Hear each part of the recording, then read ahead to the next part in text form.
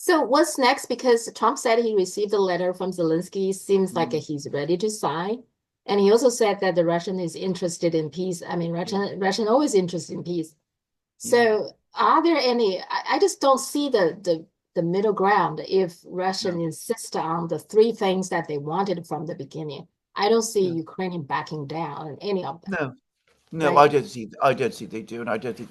I mean, at the moment, I don't think we're any closer to peace at all. Actually, Mhm. now about this letter, I've not read the letter itself, but Trump quoted from it in his speech to Congress, and the quotations were word for word identical to a post that Zelensky put up yesterday on his X in his X account, and all I will say about that post is that it contains no apology, no sign of contrition. He's not suggesting in any way that he behaved inappropriately during that meeting on Friday, and the Americans were looking for that. And he says again that he's prepared to sign this agreement. But in the same paragraph as he says he's prepared to do that, he again basically says that he wants security Mhm. guarantees, quite obviously from the United States. And I noticed that when Trump quoted that letter, he didn't refer to that section in which Zelensky talks about security guarantees. Mhm. And then a few hours ago, as you probably heard, we got the reports that the Americans have now cut off intelligence information Mhm. to Ukraine. Mhm. And there's now reports in the British media, and I believe in the American media as well, that Trump is now telling the Ukrainians, look, it's not enough. Even if you're prepared to sign the deal now, it has to be renegotiated completely, and we've got to start from the first all over again. And it's got to be more tilted towards the US. And besides, we're not going to change our policy until we're really convinced that you're interested in peace. So it seems to me that all the Americans are doing is moving the goalposts, even as Zelensky tries to move a bit towards them and does so very half-heartedly. The Americans are just coming back and saying it's not enough. Mhm. Well, I mean, just very simple. To me, like Russia hasn't promised anything No. because Russia insisted on the three goals, right, from the beginning. And Yeah. as long as Russian saying doesn't stop, I mean, I don't see how they can achieve anything with the Correct. Europeans or with America. I mean, I just don't see how it work. Correct, correct. I mean, the Russians are still advancing. They're captured more positions this morning. They're still winning. There's a report from Ukraine's deputy intelligence chief who says that the Russians expect to increase the size of their army by another 300,000 men this year. Mhm. Their military industries are still whirring away. They're under no pressure now to negotiate and to make major concessions. Mhm. So they're not going to. I mean, they're going to sit down and negotiate. I'm not saying that they're completely inflexible, and it's gone completely unnoticed. But the Russians also met with China and Brazil. You know, the Friends of Peace group, China, Brazil, and South Africa, who have their own ideas about how to end the conflict in Ukraine. So I'm not saying they would be completely inflexible, but they're not going to make big concessions to the Americans, and they're not going to make big concessions to the Ukrainians either. Mhm. And a point I've made many times, again, I think on these programs, and again, Chinese people probably understand this better than some Europeans and Americans do, which is Trump going on and on all the time about how peace should come as soon as possible, should come fast, and all of that. What it communicates to the Russians is that he is anxious to make peace. He's Mhm. anxious to make peace in Ukraine, and that gives the Russians leverage over Yeah. him Yeah. because that he'll probably make concessions to them in order to achieve it. Yeah, that doesn't seem like to me like Russia is because it's doing well in the battlefield. So Yeah. Russia right now has the upper hand. Yeah. So Correct. Correct. uh, and Russian China. So Shoigu visited China and met Xi Jinping. And Mm. last time we talked about Putin, Xi Jinping had the phone calls. So, how do you interpret all this? What is going on there? Right, I'm going to tell you what I think is going on. Now, obviously, this is my own personal opinion, but I'm pretty confident about it, again, knowing how the Russians work, which is that obviously the Russians are briefing China about the discussions with the Americans. And I think that, from a Russian point of view, is a Russian national interest. They need to keep the relations with China strong. But I think it actually goes beyond that. I think they're not only briefing the Chinese, but they're probably asking China, is there anything you want us to bring up in the negotiations? Um, that is why Mhm. Shoigu went to Beijing. If it was just, the Russians giving the Chinese a briefing, it could have been done over the phone. Mhm. But Shoigu going to Beijing, meeting with Wang Yi and with Xi Jinping, is the Russians basically working out with the Chinese their negotiating strategy, working out, explaining to the Chinese what they think Russia will want, needs to put forward, asking the Chinese, is this okay? Do you want us to modify this here? Do you want us to do this there? I think that is what the Russians are doing. And again, based on what I know of how the Russians work, Mhm. that is exactly what they would do. What, but honestly, I don't know what can China do though. I mean, as long as Russia insists on those three goals, Yeah, which Ukraine will not agree yeah. to. So what can China do? What can Yes, yes, anybody right, do? right, right. Because it's clear that the Americans are pursuing bigger objectives than just settling the conflict with Oh, Ukraine. okay. Okay. And the Americans have said, for example, that it seems, I mean, we know from the readout of the call between Putin and Trump that the Americans brought this up. I knew they would. I said it. I Mhm. anticipated it would happen.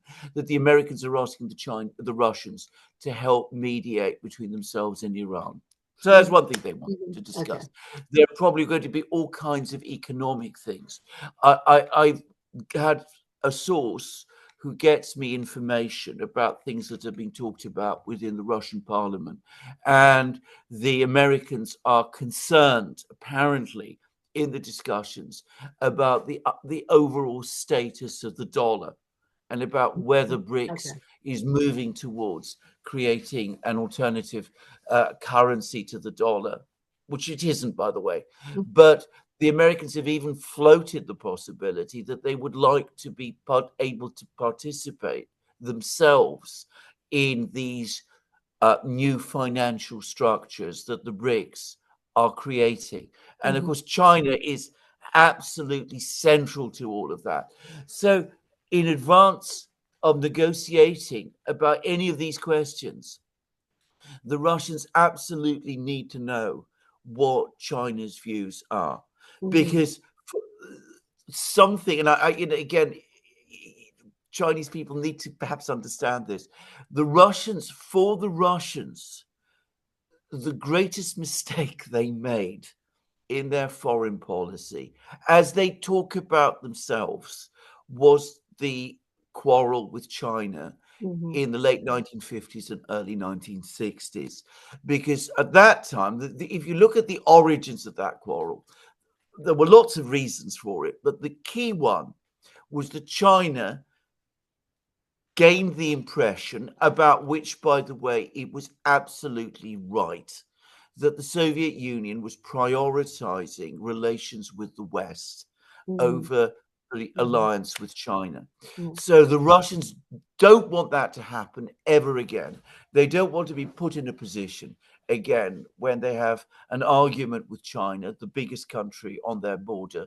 A Russian journalist on one of our programs on the Duran, Fyodor Lukyanov said that, for Russia, it is imperative that there be good relations with China. We Mhm. cannot afford to have again a quarrel with the biggest country Yeah. on our border. I mean, that would be insane.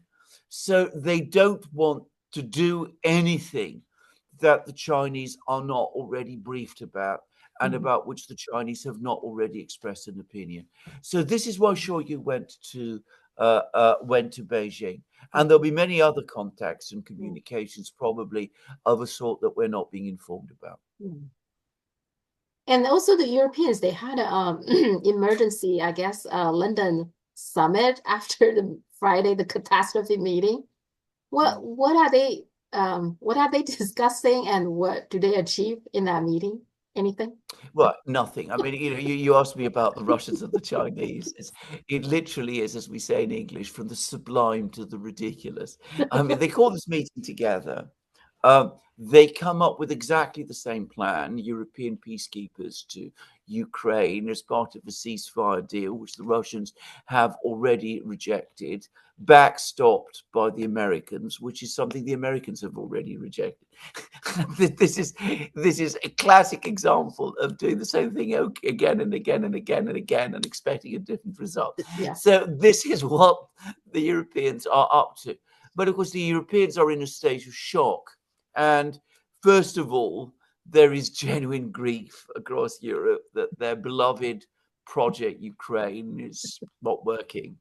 But of course, the other big fear the Europeans have is, and it's been there ever since the end of the Second World War, is that the Americans and the Russians will come to some kind of bilateral agreement with each other about the future of Europe, and the Europeans will be left out. They won't participate in those discussions. So the Europeans are desperate to get involved in those discussions, to basically to shape those discussions, or even if possible stop them. And that's why they're having all of these summits, and why they're embracing Zelensky, and why they're secretly, even if they don't quite openly say it, criticizing Trump. And they're trying to basically find a way back in to this negotiation. Well, I find that the Europeans now, if you look at China so far now, other than being informed, and China so far hasn't done anything, right? They just stay away from it. Can't the Europeans also stay away from it? Well, it's a point that the Russians have made. So look, we're having discussions, we're having bilateral conversations with the Americans. That's our sovereign right. That's America's sovereign right. Why do you think you're entitled to a seat at the table? Why can't two countries talk to each other? Yeah. Why do you think that you have to be there? I mean, it's important to say that the Americans and the Russians are talking about lots of bilateral things, as we just discussed. And that's, as I said, why the Russians want to speak to the Chinese. They're not telling the Chinese, we want you to come into the discussions, but they are briefing the Chinese. At the same time, nobody, the Americans and the Russians, are not directly negotiating a peace settlement over Ukraine. Now, this is a misunderstanding a lot of people have.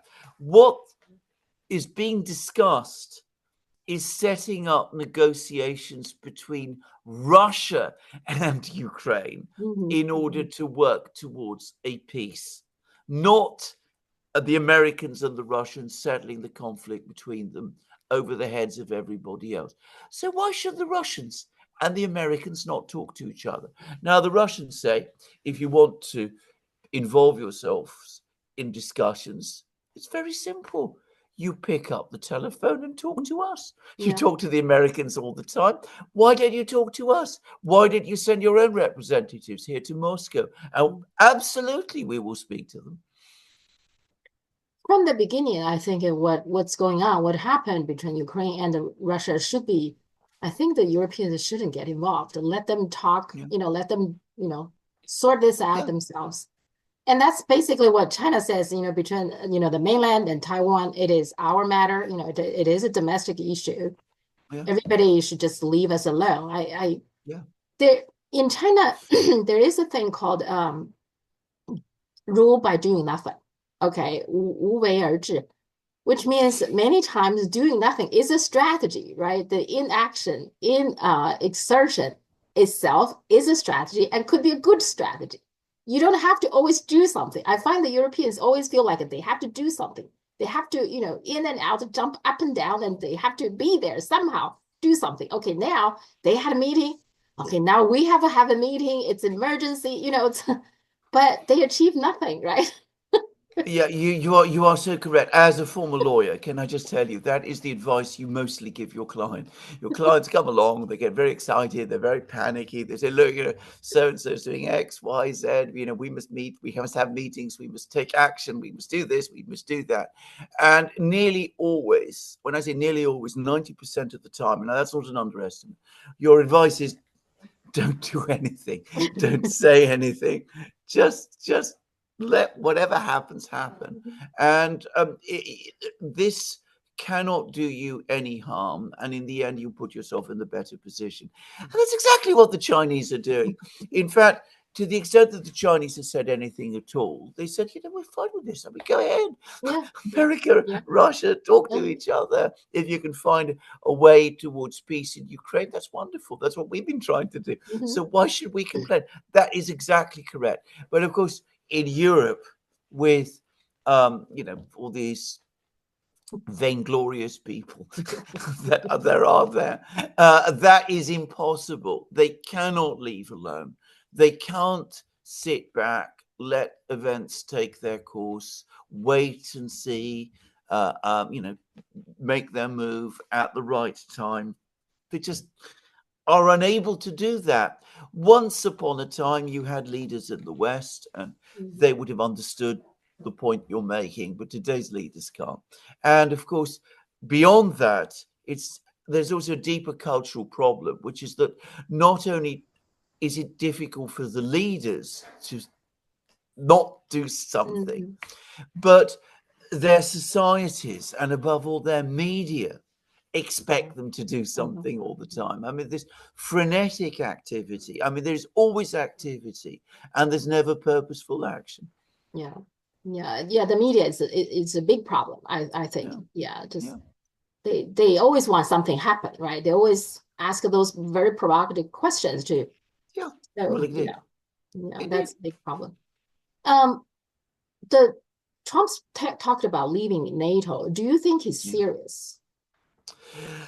Yes, but I Okay. don't think it's the thing that he is prioritizing at the present time, and I think he understands. I mean, it's important not to underestimate Trump's political skills. By the way, I think he Mhm. understands that moving forward with that is premature. But I don't think he likes the Europeans. I Yeah. mean, why Mhm. would he? Given that they made it very obvious that they don't like him. Mhm. Just saying. But Yeah. I don't think he likes the Europeans. I think he thinks that the Europeans are a bunch of socialist welfare scroungers, basically, who are always coming along whining to the Americans and wanting help from them. So I don't think he likes the Europeans very much. They obviously don't like him.